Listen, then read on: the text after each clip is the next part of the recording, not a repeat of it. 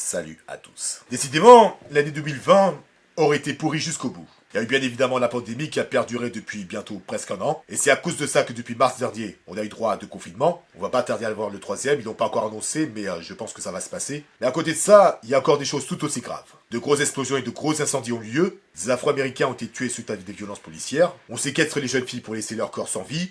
Un prof d'histoire s'est fait couper la tête. Même de notre côté, on a eu droit à des violences policières. Et la cerise sur le gâteau, j'ai passé 6 heures maximum à me taper le plus gros foutage de gueule de l'histoire du monde du jeu vidéo. À savoir ça.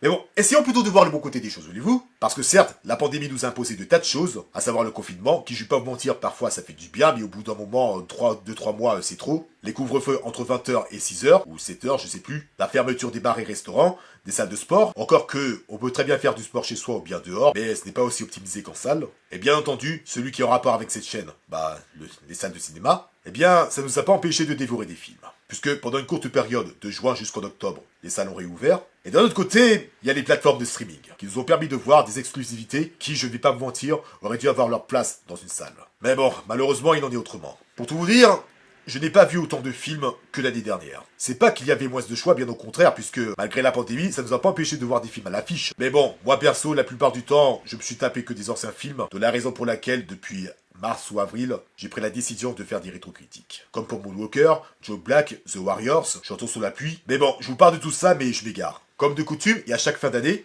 cette vidéo est consacrée au top et flop des films que j'ai vus en 2020. Cependant, contrairement à l'année dernière, et exceptionnellement, j'ai décidé de faire une vidéo unique. Et non pas deux vidéos de suite, l'une comportant le flop et l'autre le top. Alors du coup, voilà le plan. Pour le flop, je ne vous parlerai que de 4 films, et pour le top, ce sera 6. Et pourquoi cette répartition? Parce que, même si cette année a été pourrie, il y a eu quand même plus de films, de bons films que de mauvais. Encore heureux d'ailleurs. Et deuxièmement, écoutez, c'est ma chaîne, et puis je fais ce que je veux, voilà quoi. Mais bref, sans plus tarder, commençons son classement tout de suite, et on va commencer par les films qui, à mon goût, sont les plus pourris que j'ai jamais vus en cette année. Et est-ce que vous êtes prêts? On y va. Numéro 4, Les Nouveaux Mutants de Josh Boone. Alors, je sais bien qu'en termes de films de super-héros, on n'a pas été très gâtés cette année. Il y a eu Birds of Prey avec Margot Robbie, mais bon, ça, je l'ai plutôt aimé à sa valeur. À savoir que c'est un film ni bon ni mauvais, mais moi, perso, j'ai trouvé que c'est un film qui sait se regarder, la cervelle en moins. Mais là, Les Nouveaux Mutants, c'était vraiment pas ouf. Déjà, à cause de nombreux reports de dates que je vais pas vous énumérer ici, puisque j'en ai déjà parlé dans la critique qui est consacrée. Des tas de personnages qui servent à rien, et je pense en particulier à Roberto da Costa et l'autre, je sais plus comment il s'appelle. Des effets spéciaux dignes des consoles des anciennes générations, comme la PS2, la Xbox. Limite, il y a au moins 2 actrices qui m'ont plu dans ce film. Blue Hunt, l'Amérindienne, et Maisie Williams, le loup-garou, féminin. Et par contre, ce que je vous ai pas dit dans la critique, c'est un point positif, à savoir la relation entre ces deux personnages. Même si, bon, à première vue, ça a l'air d'être progressiste, mais ça, c'est un détail que je m'en foutais parce que c'est une relation que j'ai trouvée assez sympathique. Sinon, en dehors de ça, même si je m'attendais à ce que ce soit de la merde, ce n'est pas un film digne des précédents films X-Men. Je sais que c'est un argument que je respecte constamment, mais quand tu apprends que les Nouveaux Mutants sont un mélange de films d'horreur et de films de super-héros, alors qu'au final, tout ce que tu vois, c'est un film de super-héros, avec 10% de films d'horreur, mais sans plus, et de surcroît, un huis clos, qui de passage est plutôt une bonne idée, je trouve, mais qui n'est pas assez bien exploité. Bref, Les Nouveaux Mutants, un film qui avait des ambitions, à l'époque où il était encore en état de projet, mais qui, au final, s'avère être un film aussi utile qu'une lanterne en plein jour. Voilà. Numéro 3, Police de Anne Fontaine. Alors celui-là, je voulais en faire une vidéo suite au visionnage du film, mais le jour suivant, j'ai tout oublié. Alors, je conçois qu'il y a des gens qui ont aimé le film, apparemment, mais moi, j'ai pas trop accroché. Et pourtant, le casting m'a quand même donné envie de le voir. Virginie Efira et Omar Sy dans le rôle principal, Grégory Gadebois que j'ai découvert dans J'accuse, de l'autre qui a violé une gamine de 15 ans, récompensé au César 2020 en tant que meilleur réalisateur. Excusez-moi, je m'égare. Pour revenir à Police, c'est un film qui m'a accroché pendant ne serait-ce que 15-20 minutes, comprenez les 20 premières minutes, où on assiste au quotidien de chaque personnage. Une Virginie Efira tout angoissée par rapport à sa grossesse, suite à une lésion qu'elle a eue avec son collègue, Omar Sy. Grégory Gadebois qui confronte ses problèmes conjugaux. Et Omar Sy, je ne rappelle plus ce qu'il faisait par contre. Mais bref, tout allait bien, on assiste à une déboire policière, et en particulier celle de Virginie Efira, où il arrête, où il coince un mec. Et Virginie Efira, malgré qu'elle représente les forces de l'ordre, ça l'a quand même pas empêché de se faire appeler salope ou pute ou autre chose. Comme si, encore aujourd'hui, ce n'était pas permis pour une femme d'intégrer les forces de police. Mais bref, pendant les 20 premières minutes, tout se passait bien jusqu'au synopsis du film.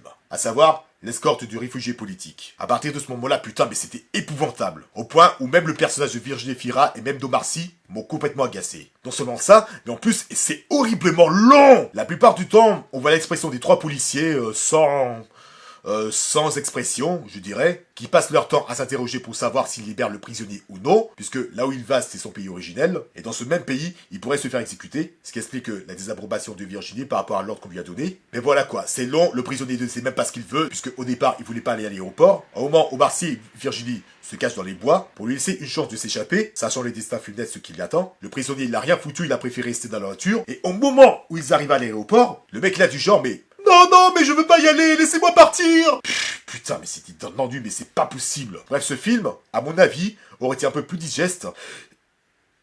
Pardon. Si seulement Anne Fontaine en est restée sur le quotidien des trois policiers. Mais là, la partie escorte, je suis désolé, mais ça a tout gâché pour moi. Encore, cette partie serait écoutée, ça aurait été parfait et on serait passé à autre chose. Mais là, pour ma part, désolé, mais c'est un film d'auteur qui aurait pu faire sensation dans le cinéma français, mais qui a tout gâché à cause d'une escorte à la con. Et d'ailleurs, pour rester dans le cadre du cinéma français...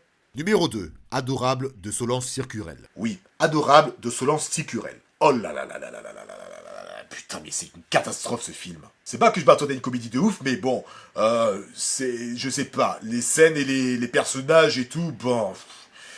je sais pas, Et pourtant le casting m'a donné vraiment envie de le voir. Elsa Zilberstein qui, encore une fois, pour son âge, elle fait très jeune, je trouve que c'est une belle actrice. Et Lucien Jean-Baptiste, la voix française de Chris Rock, Ice Cube, Omar Epps, Marcy Lawrence. Bref, c'est un comédien que j'aime beaucoup, ne serait-ce que ses doublages, et l'interprétation qu'il a faite dans Tout Simplement Noir, mais bon, ça je vous en parlerai après. Mais bref, la deuxième fois que je vois ce gars dans un film, et pourtant... il m'a pu ennuyer quelquefois. Bref, je vais pas revenir dessus en détail très longtemps, vous pouvez voir la critique que j'ai faite. Mais voilà, un film qui traite la crise d'adolescence, pourquoi pas, mais je sais pas, toutes les combines qui se passent entre la mère et la fille, c'est carrément abusé. Entre la fille qui cherche à empoisonner sa propre mère pour aller danser dans une boîte avec son mec ou son crush, et sa mère qui a glissé du shit dans le sac de sa propre fille, si tu ajoutes à ça une romance inutile qui n'a rien à foutre dans un film comme celui-là, qui est censé être un film sur la crise d'adolescence, je sais pas, même Mignonne, que j'ai pas trop aimé non plus, il traite mieux le sujet, quoi. Oui, je sais que le sujet principal de Mignonne, c'est l'hypersexualisation de l'adolescente, mais ça traite quand même la crise d'adolescence, qu'on le veuille ou non. Bref, Adorable, c'est encore une de ces comédies françaises populaires à la con, qui enchaîne des gags qui ne sont même pas drôles pour un sou, et voilà, j'ai rien d'autre à ajouter. Bon allez, courage, il reste encore un dernier film, et croyez-le ou non, ce n'est pas Brutus versus César, que je n'ai pas vu, et heureusement que je n'ai pas vu d'ailleurs, mais Peninsula de Yong Song-ho. Alors, encore une fois, c'est un film auquel je vais pas m'attarder longtemps puisque j'en ai déjà parlé il y a 2 mois à peu près. Mais Peninsula, qui est censé être la suite, je dis bien censé, du dernier Train pour Busan, qui encore une fois est excellent, est un film qui n'est absolument pas à voir. Alors déjà, le contexte des deux films n'ont rien de commun, si ce n'est que des infectés débarquent et contaminent la population au fur et à mesure. Bon, ce que j'aime avec le premier film, c'est son idée originale, à savoir que tout se passe dans un train, mais ça s'arrête pas là, puisqu'ils vont s'arrêter dans une gare un moment, pour ensuite se diriger vers un autre train, qui pareil a été infesté de zombies. Et surtout, il y a des personnages que je me suis bien attaché, à commencer par le gros costaud, celui qui protège sa femme enceinte, le joueur de baseball et sa copine majorette, et même le héros du film, un cadre qui emmène sa fille voir sa mère à Busan, même si au départ c'était un connard égoïste qui ne pense qu'à protéger ses intérêts et sa fille, au fur et à mesure du film, il évolue. Bref, c'est un film de zombies, avec des mises en scène plutôt efficaces, et des personnages qui soient égoïstes ou pas, ou qui soient teigneux ou pas, on finit par les apprécier parce que ce sont avant tout des humains. Là, dans le deuxième film, Peninsula, il n'y a rien de tout ça. Déjà, pour toutes les raisons que j'ai citées dans la vidéo qui lui est consacrée.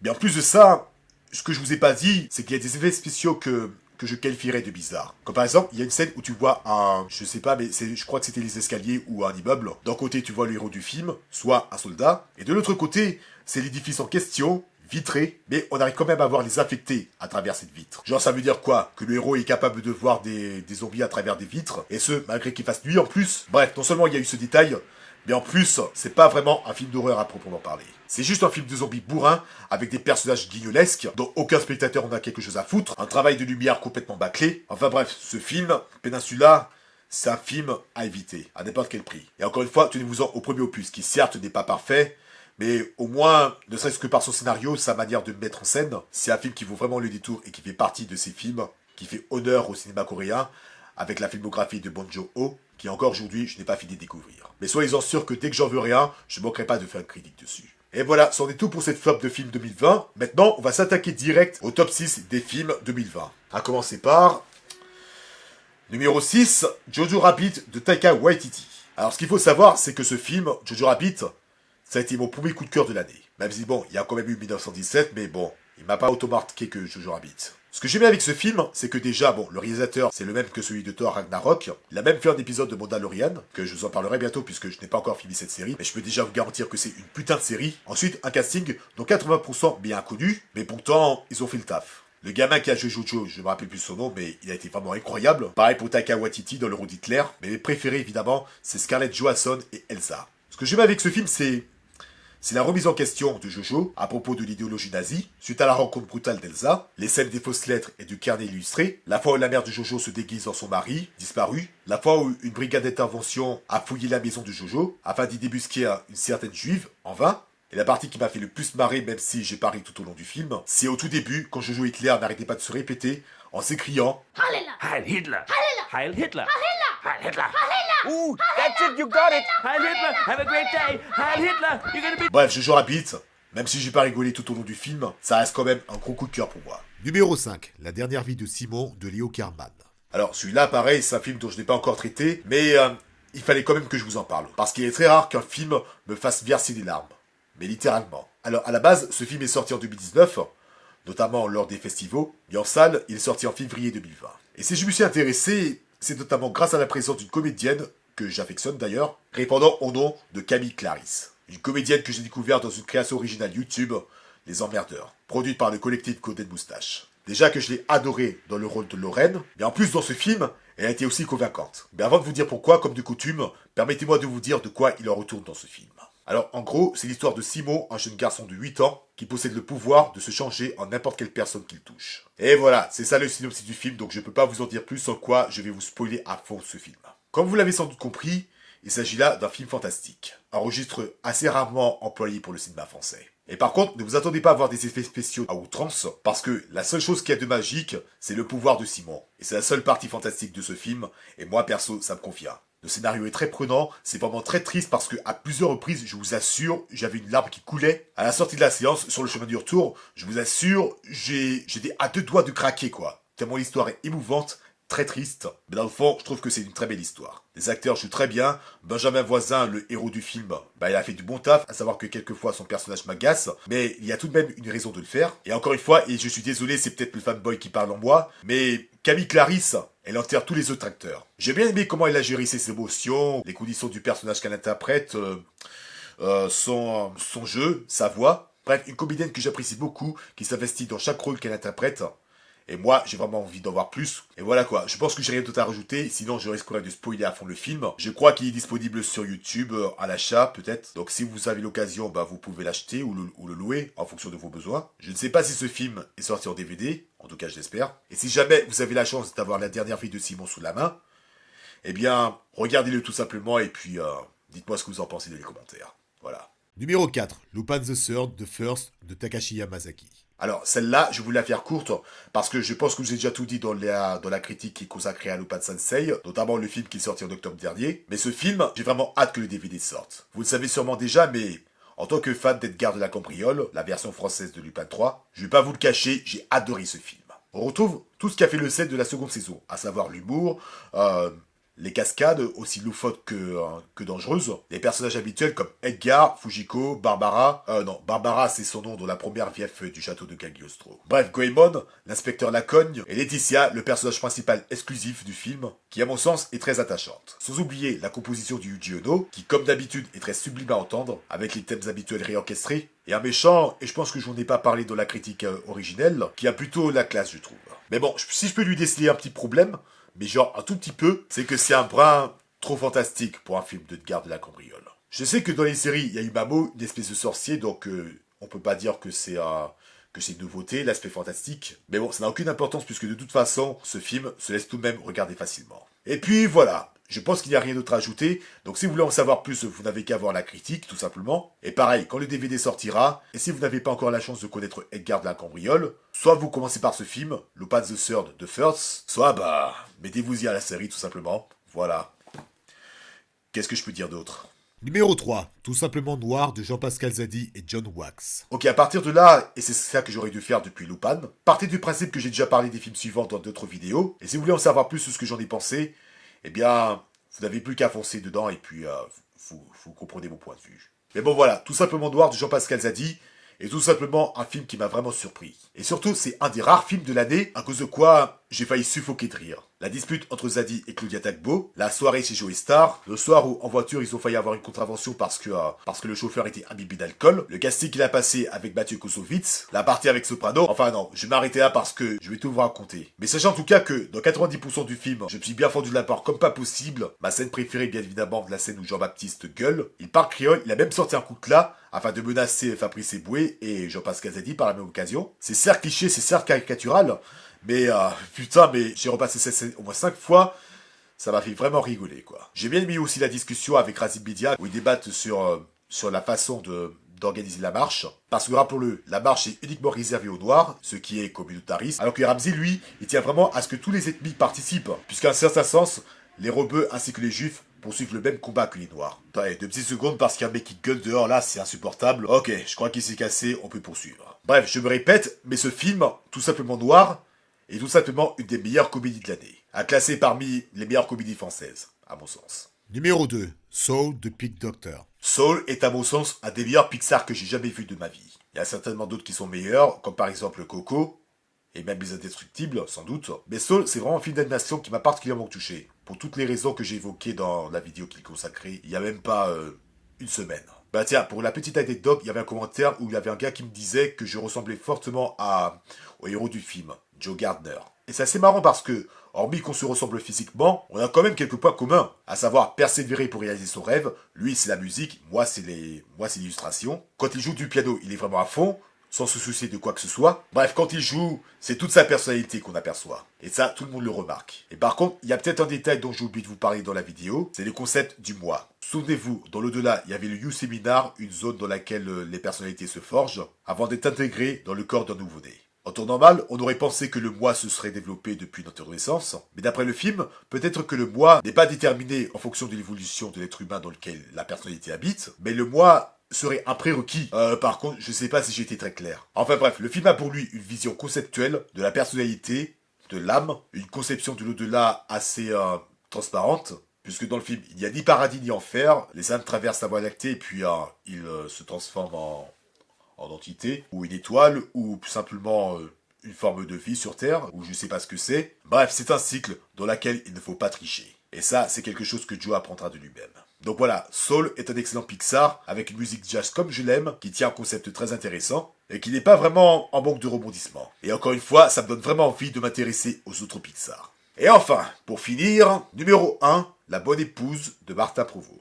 Alors celui-là, je ne sais pas combien de fois j'ai visionné. Quand les salles de cinéma ont réouvert en juin, c'était le premier film que j'ai regardé, en salle bien entendu. Ensuite, le DVD est sorti, je l'ai acheté direct, et suite à ça, je ne sais pas combien de fois j'ai revu le film.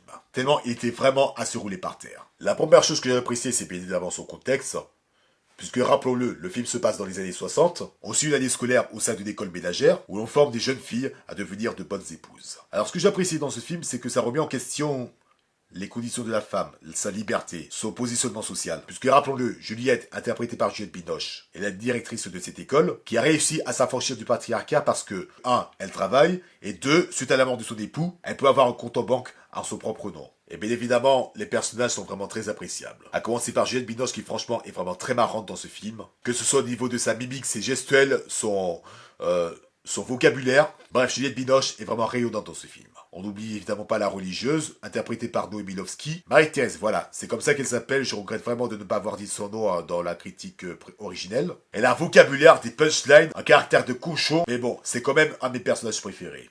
On va pas se mentir. Après, il y a eu des étudiantes qui sont vraiment très attachantes. Ma préférée, bien entendu, c'est Fuchs, celle qui revendique le droit de baiser quand elle veut, comme elle veut, avec qui elle veut, et qui est vraiment à fond sur la vie sexuelle qu'elle essaie d'initier à ses camarades. Le couple de lesbiennes entre la rouquine et la brune, j'ai plutôt apprécié aussi. Et surtout, en termes de mise en scène, le contexte a été très bien retransposé. Comme par exemple, il y a eu ce fameux reportage avec la speakerine qui parle comme... comment dire? Oui, bonjour, c'est Marie-Antoinette, votre speakerine favori. Je vous présente l'école ménagère.